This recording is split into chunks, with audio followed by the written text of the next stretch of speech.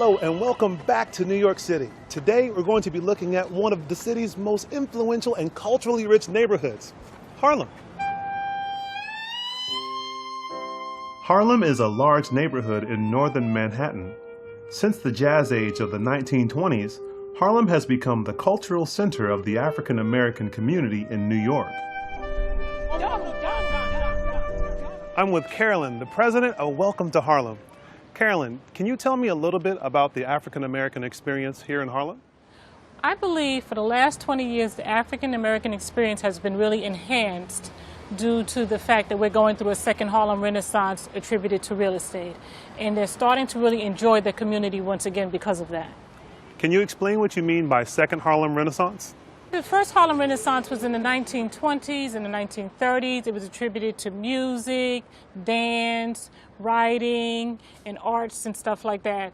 And then Harlem had a small downturn, and now we're roaring back. So these brownstones that people invested in many years ago in the mid-1980s for 20 and 30,000 have gone for millions of dollars today. What makes this community so special?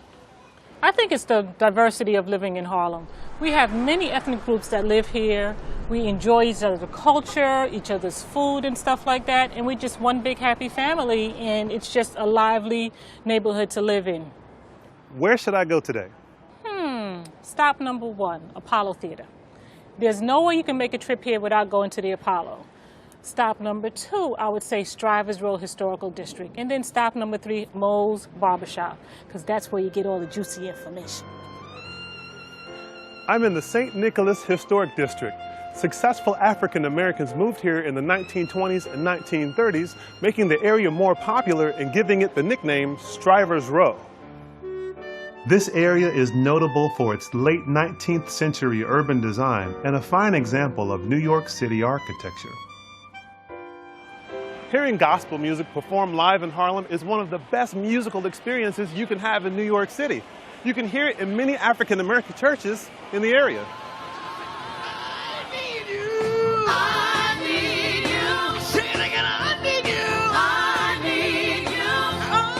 This is the First Corinthian Baptist Church.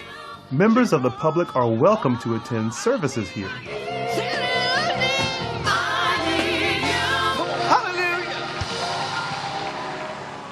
Some of the best barbershops in New York City are found in Harlem.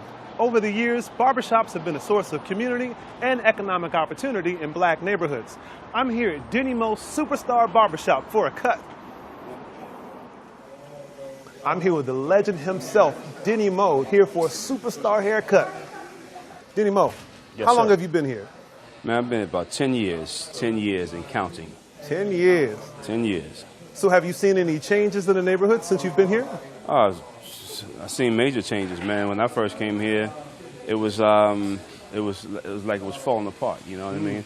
But it's been put together pretty good now. You have people coming from all over the world to be right here in Harlem. I mean, Harlem is the place, the Mecca. When I first came back to Harlem, it was a love affair. Besides cutting hair, what other purpose does your barbershop serve in the community? Oh, man, we are definitely embedded in the community. When you say community, you say Denny Moe. When you say Denny Moe, you say community. Yeah. That's how it is. It's synonymous, man, because we do back-to-school drives for the kids. You know, we give them books and book bags and, send them to school with fresh haircuts. You know what I mean? And we also do scholarships to kids transitioning from high school to college. And we just do a lot.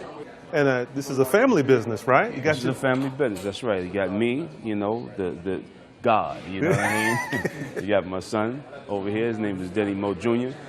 We're here, we're doing it, man. Well, we're going to finish up here, but we'll see you next time in Boston.